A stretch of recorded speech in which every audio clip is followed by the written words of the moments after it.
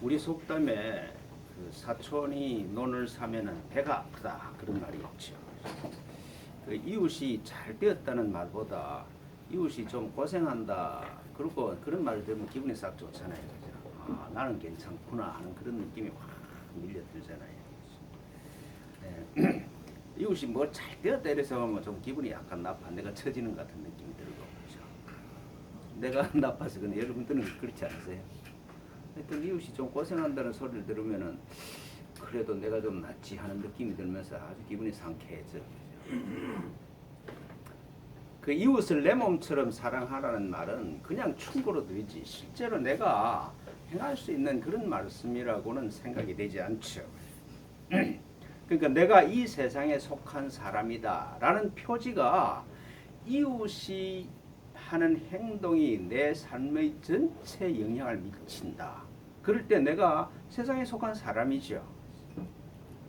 좋은 일이 있으면 내 기분이 좋고 나쁜 일이 있으면 기분이 나쁘고 그러니까 이 세상 보이는 거 보이고 들리는 것에 흔들린다는 표지죠.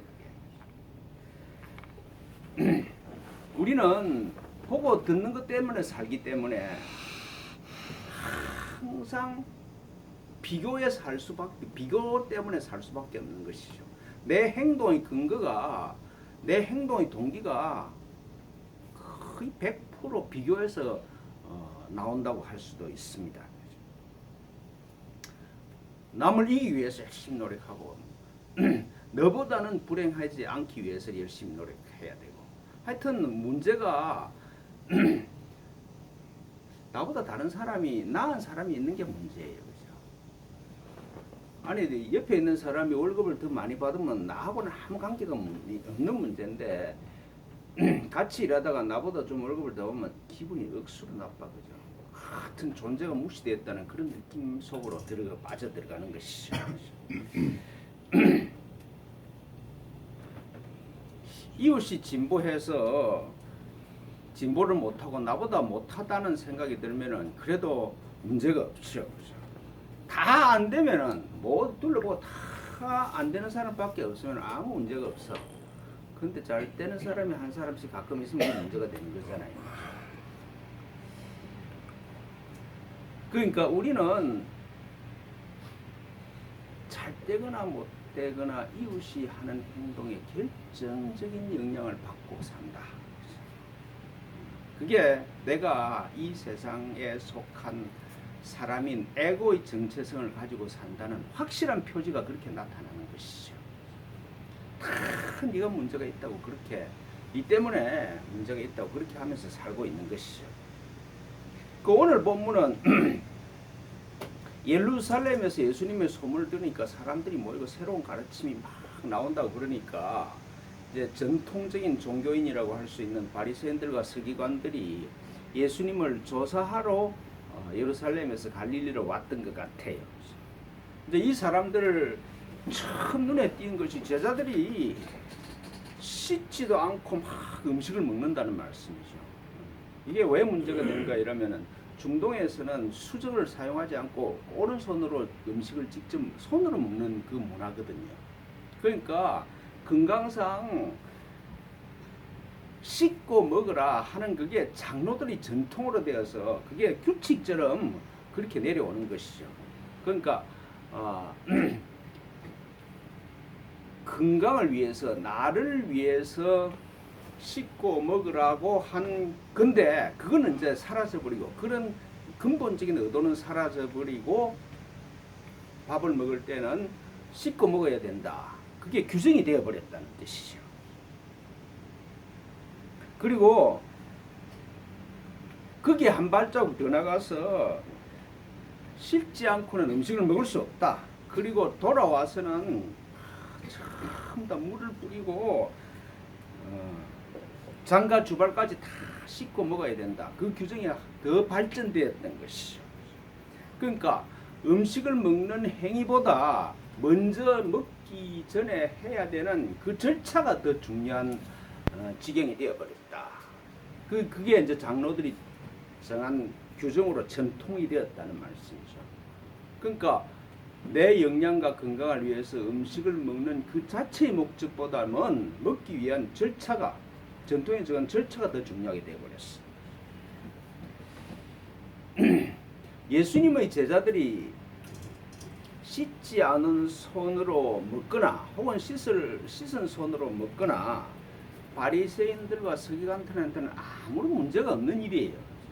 실제로는 문제가 생기면 제자들한테 생기는 것이지 바리새인들과 제자들 그 서기관들한테 자기들은 아무 관계가 없는 일이잖아요. 규정을 지키지 않아서 건강에 문제가 생기면 제자들한테 생긴 것이죠. 근데 내 마음은 그걸 보고 내가 하는 걸 따라 안 하는 걸 보고 내 마음이 불편해.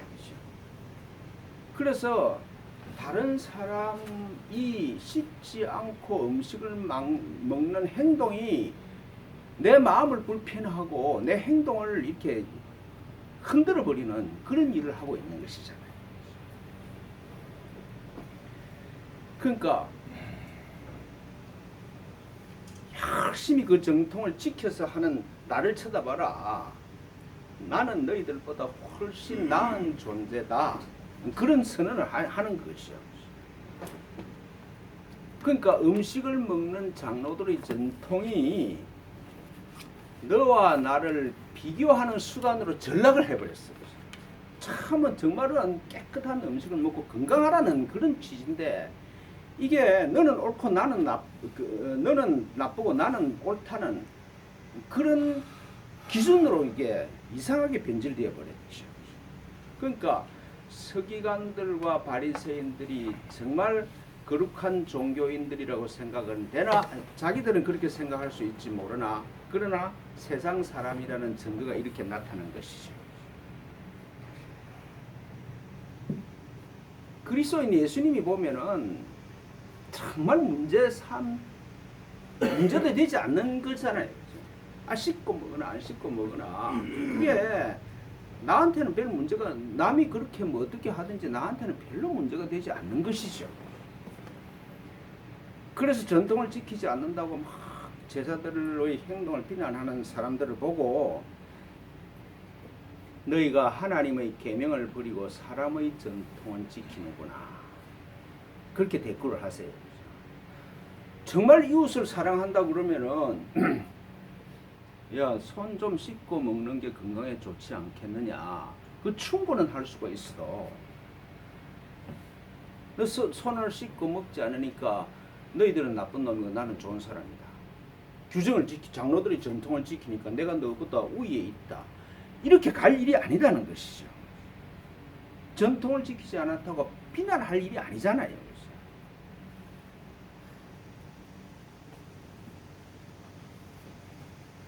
그러니까 예수께서 지금 직접 지적하시는 말씀이 전통, 형식을 내용보다 더 귀하게 여기는 너희들은 세상에 속한 사람이다. 그 지적을 하시는 것이죠. 나한테는 아무런 관계가 없는 일을 가지고 비교의 근거가 되어버렸다는 말씀이죠. 사랑이 아니라 판단이 나오는 사람을 두고 어떻게 하나님의 사람이라고 할 수 있느냐 그렇게 말씀하시고 계시죠.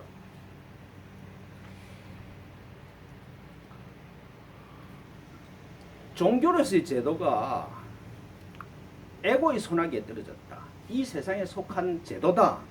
그 표지가 전통이 우선이고 형식이 우선일 때 그건 확실히 제도로서의 종교지 하늘로 가는 길로서의 종교는 아닙니다.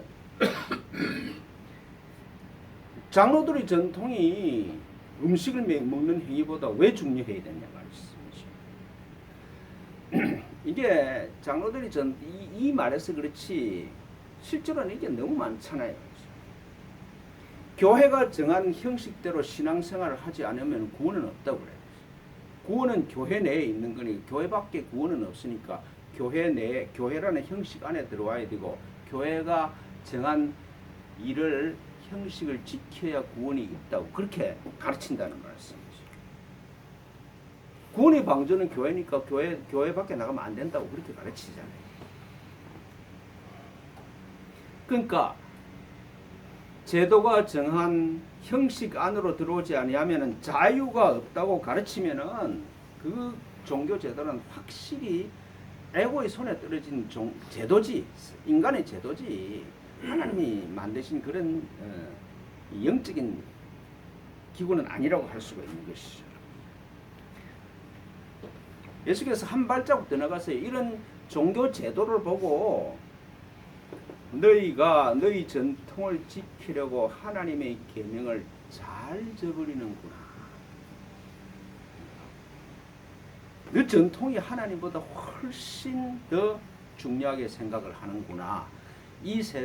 하나님의 말씀을 가지고 이 세상을 만들었구나. 그 지적을 하시는 것이죠. 그러니까 하나님의 계명을 저버리는 일을 아무런 문제 없이 하나님 이름으로 행하고 있는 것이잖아요. 종교 제도가 하나님의 말씀을 내용을 버리고 형식으로 바꾸지 않는 부분이 없어요. 그 예를 예수님이 그렇게 드는 것이죠.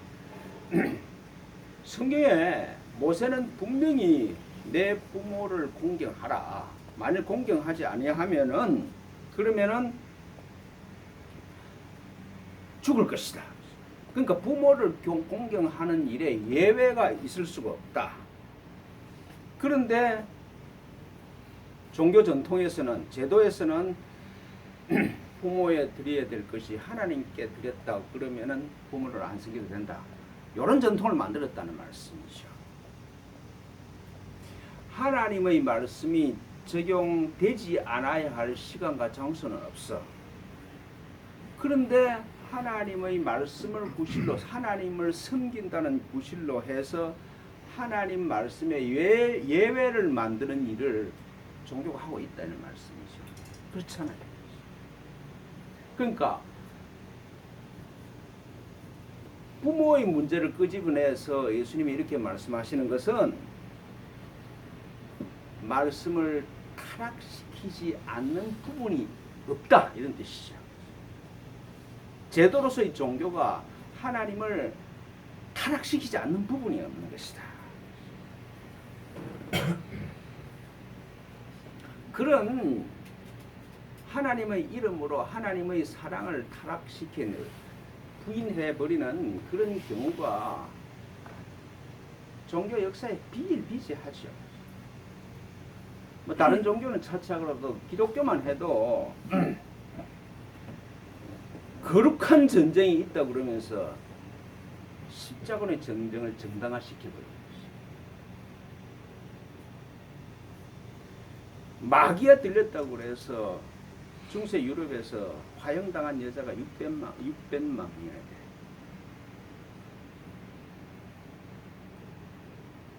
면죄부를 팔아.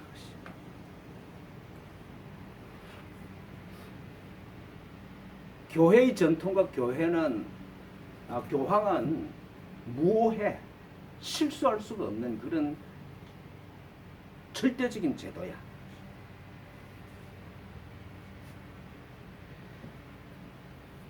하나님의 말씀은 1.1획도 바뀔 수 없이 철저히 문제대로 지켜야 된다는 그런 성경 절대성을 강요를 해요.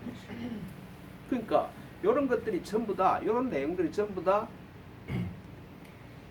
형식과 전통이 내용을 넘어간 그런 예라고 할 수 있겠죠. 한국 교회만 해도 그렇잖아요. 형식과 전통이 하나님의 말씀을 왜곡시킨 일이 우리 주위에 그 예가 풍부히 널려 있죠. 북한은 악의 축이기 때문에 무조건 소멸돼야 돼. 타격을 해야 된다 그래요. 그리고 이런 정오가 어떻게 원수를 사랑하라는 예수님의 말씀과 조화가 될 수 있을까? 분노가 나오면서 판단이 나오면서 헤아리지 말고 원수를 사랑하라는 그런 예수님 말씀이 그게 어떻게 조화가 될까? 교회의 세습이 정당하다는 게 성경을 인용해서 하나님 뜻이라고 막 얘기를 해. 그러니까 형식이 내용을 이겨버린 이 세상의 종교로 이 세상의 제도로 타락했다는 증거들이 차고도 넘치죠. 차고도 넘치죠. 그 말씀드린 것처럼 예수님이 이런 일이 비일비재할 것이다. 부모도 그렇게 대접하는데 뭘 왜곡시키지 못하겠느냐. 그렇게 말씀하시는 것이죠. 근데 예수께서 지금 하시는 그 뒷부분에 하시는 말씀이 이런 겁니다. 사람이 정한 형식과 전통이 사람 자체를 깨끗하게 하거나 더럽게 할 수는 절대로 없는 일이다. 무엇이든지 밖에서 사람에게 들어가는 것이 사람을 더럽게 할 수가 없다. 하나님이 사람을 창조하실 때 자기 아들로 그리스도를 창조하셨어. 그런데 하나님이 창조하신 아들을 더럽힐 수 있는 게 이 세상에 있을 수가 있어. 그런 일은 없다 이 말씀이죠. 밖에서 들어와서 아들이 되지 못하게 할 수 있는 일은 일어날 수가 없다. 그렇게 말씀하시는 겁니다. 만일 하나님이 창조하신 아들이 자기 밖에서 들어오는 것 때문에 바뀔 수가 있다 그러면은 하나님이 전능하심과 전지하심에 문제가 생겨버리죠. 하나님은 전지하고 전능하신 아버지가 아니게 되기 때문에 그런 일은 있을 수가 없다는 것이죠. 하나님의 아들이 지켜야 될 것이 있고 해야 될 일이 있어야 자기가 아들이 된다고 착각할 수는 있어요. 그러나 내가 하나님의 아들인 본질이 변할 수는 없는 것이죠. 내가 어떻게 행동하는 게 개차반으로 행동을 할 수가 있어. 그러나 내 행동 때문에 내가 최수인 게 변할 수는 없는 일이잖아요. 그러니까 문제는 내 마음이 내 주위에서 일어나는 일을 어떻게 해석하는가의 문제지 본질은 문제는 아니다 이 말씀이죠. 그러니까 내 안에서 해석하는 것이 내가 어떻게 살아야 될 건가를 결정을 하지만은 내가 누군지는 그것과 결정이 되지 않는 것이다 이 말씀이죠. 이게 얼마나 위안을 주는지 모릅니다. 내 행동이 내 본질을 결정하지 못해. 내 밖에서 어떤 일이 일어나서 나한테 들어오든지 하나님이 창조하신 나를 바꿀 수는 없는 것이다 이 말씀이죠. 항상 우리는 환경이 나를 결정하고 이웃의 행동이 내 마음을 좋게 했다가 나쁘게 했다가 막 뒤흔드는데 근데 밖에서 들어오는 것이 사람을 어떻게 더럽게 하지 못한다. 그러니까 제자들이 그 말씀의 깊이를 이해하지 못해. 그러니까 집에 들어가서 예수님과만 있을 때 그 비유의 뜻을 묻습니다.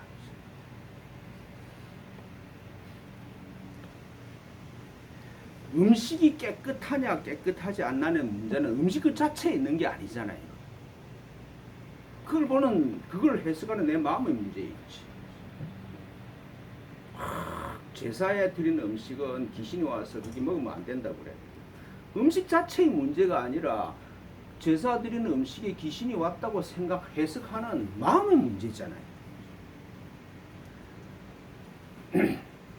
마약도 마약이라고 이름을 붙였으니까 그게 나쁜 것처럼 생각이 돼. 근데 필요 없는 걸 하나님이 만드셨겠습니까? 그죠? 제가 재작년에 그 기농학교 다니면서 그 강사가 그러더라고요. 해충이 막 꼭 농작물을 해친다고 그러는데 나한테 필요한 농작물을 해치기 때문에 그 벌레를 해충이라고 이름 붙였는데 다른 식물한테는 유익한 게 많대. 그러니까 해충이라고 이름 붙은 그 벌레 입장에서 보면 억수로 억울한 거래. 그러니까 내가 필요한 식물이 자라는 그 울타리만 넘어가면은 익충이 된대. 그래서 함부로 이름 붙이지 말라 그러더라고. 함부로 이름 붙이는 게 아니다 이 말씀이죠.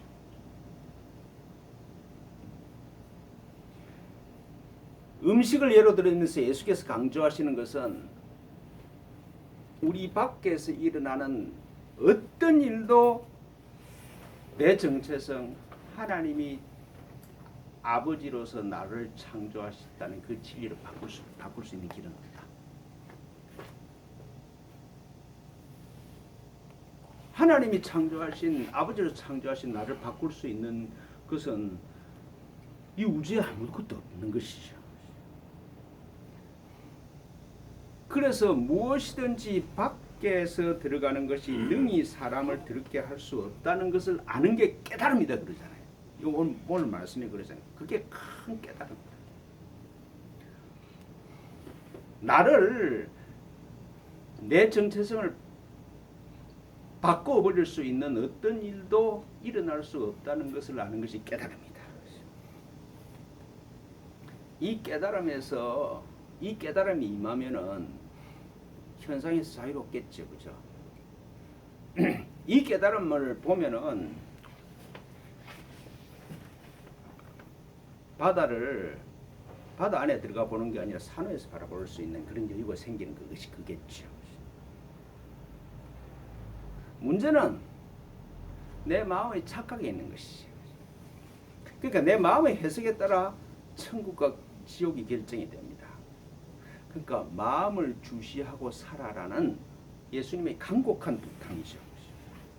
그러니까 내 마음의 움직임을 주시하지 않고 살면은 인간은 100% 지옥으로 갑니다. 오늘 그 그리스도인 예수께서 하시는 말씀이잖아요. 사람의 마음은 과거의 기억과 업보로 가득 차 있다. 그래서 인간의 마음에 쌓인 것으로부터 나올 때는 악한 생각밖에 없다는 것이잖아요. 그 악한 생각의 내용이 음란과 도둑질과 살인과 간음과 탐욕과 악독과 속임과 음탕과 질투와 비만과 교만과 우매함, 이런 게 내 마음에 업보로 가득 쌓여서 기억으로 가득 쌓여서 그게 마음으로부터 나오는 것이라는 거잖아요. 참 모양은 그럴듯하고 뭐 화장도 하고 뭐 그게 뭐 운동도 하고 그렇게 해서 그럴듯하게 치장을 하고 있지만은 실제로는 회칠한 무덤 같은 것이 인간의 마음이죠.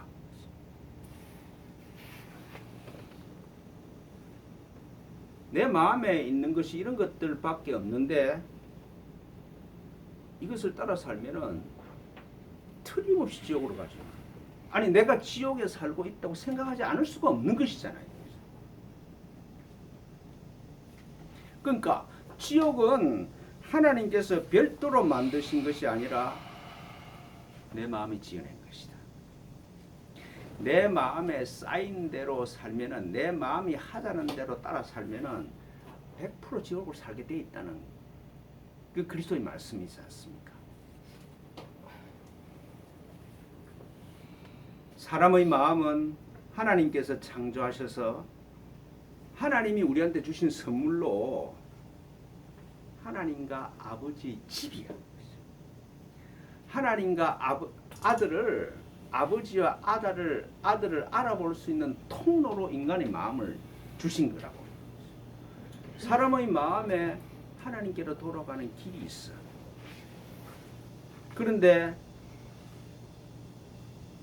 그 마음을 하나님께서 의도하신 대로 사용하지 않으면은 형상의 꿈속에서 지옥을 만들 수밖에 없는 것이죠.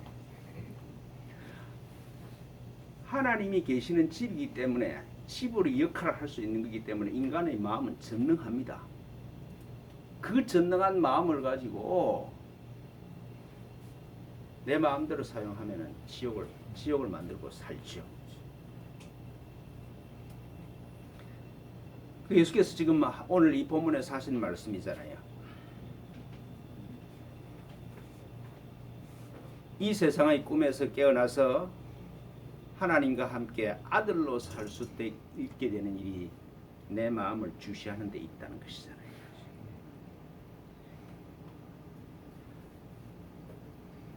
지옥을 보고 지옥을 향할 바보는 없지 않습니까? 그렇죠? 아니 지옥을 가는 길을 보고 그 길로 걸어갈 바보는 없죠. 자동적으로 반대로 움직이지. 뭐 지옥 뭐 이러니 그런데 아니 빛과 어둠이 있는데 빛과 어둠이 딱 대비가 되면은 자동적으로 빛으로 가게 되는 게 그게 뭐 필연이죠.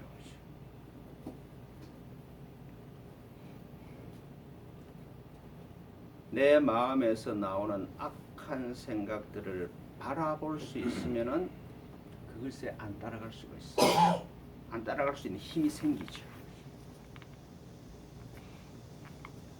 악한 생각들, 즉 과거의 기억과 업보로 말미암아 내 마음에 쌓인 것들을 바라보고 있으면은 그것들이 내 마음에서 떠나죠. 가만히 보고 있으면 그것들을 하나님께서 그 악한 기억들을 떠올리게 하셔. 그걸 악한 기억들이 떠오르게 하시는 것은 하나님께서 그걸 작별하라는 사인이라고 해요. 작별하라는. 그런데 우리는 작별하는 사인을 못 알아듣고 그게 따라가 버리잖아요.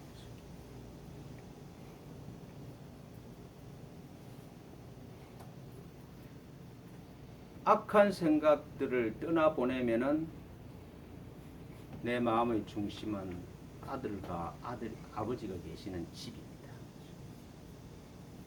여기가 내가 돌아가야 될 고향이고 그리고 집이잖아요. 그러니까 내 고향과 집을 악한 생각들로 채우고 있어요. 덮고 있다 이 말씀이죠.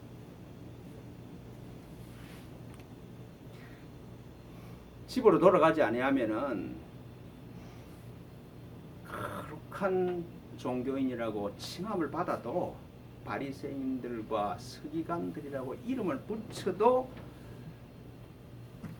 다른 사람과의 비교의식에 시달리면서 살 수밖에 없어.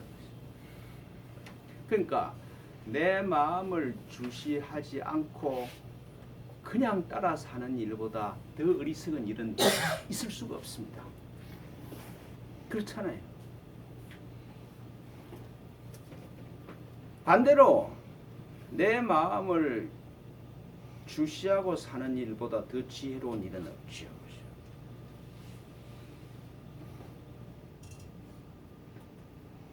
내 마음에 따라 사는 게 아니라 내 마음 안에 계시는 그리스도라는 존재로 살면은 삶과 죽음은 없는 곳이잖아요.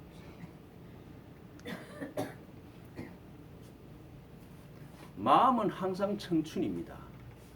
마음이 항상 청춘이면 육신도 안 늙습니다. 그거 믿으시세요? 마음이 청춘이면은 늙어도 아무 문제가 없어. 그리고 실제로 늙음도 훨씬 줄어들어. 마음이 청춘인데 병이 들어? 안 들어. 여기 아프신 분들한테 미안하지만 잘 한번 성찰해봐. 내 마음이 삶과 죽음의 상대를 넘어가서 존재로 살아가는데 그게 문제가 있을 수가 있어? 없어. 거기는. 전쟁 중에도 아무리 전쟁이 일어나도 평안해.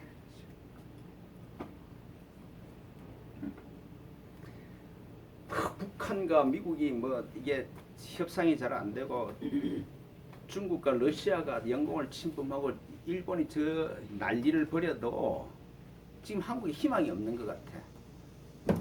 그래도 대책은 하늘에 있지. 그죠? 풍랑이 있는 바다에 있지 않아. 그 배짱만 있으면 되죠.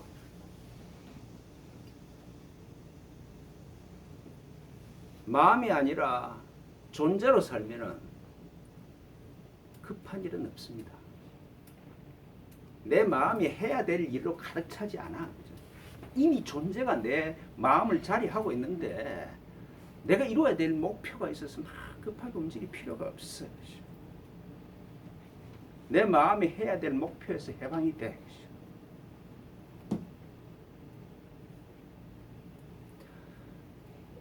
하여튼 마무리하겠습니다. 분명합니다. 내 마음에서 사랑이 나오지 아니하면은 업보가 운명이 나를 지배합니다. 어디로 가실 것인지 그거 항상 매 순간 결정하는 게 그겁니다. 업보가 운명이 나를 끌고 가게 할 것인지 아니면은 내 안에서 사랑이 나와서 이 세상을 주인으로 살 것인지 항상 지금 여기 내 마음이 결정하는 사실입니다. 간곡히 부탁합니다. 마음을 주시하고 마음이 하자는 대로 따라가지 마십시오. 마음이 하자는 대로 안 따라가면은 그리스도가 앞서서 나를 이끌고 가시는 게 보입니다. 그 눈이 열리는 하늘의 은총이 임하기를 축원합니다. 기도하겠습니다. 하나님 아버지, 내 마음에 무엇이 차 있는지 분명하게 보고 피하지 않고 용감하게 직면할 수 있도록 축복하여 주십시오. 하나님, 기분에 따라 마음이 이끄는 대로 사는 무지한 짐승 같은 사람들이 짐승 같은 사람이 아니라 내 마음을 내가 넉넉히 다스리며 존재로 살아갈 수 있는 그런 깨어남이 있는 아름다운 성도들로 축복하여 주십시오.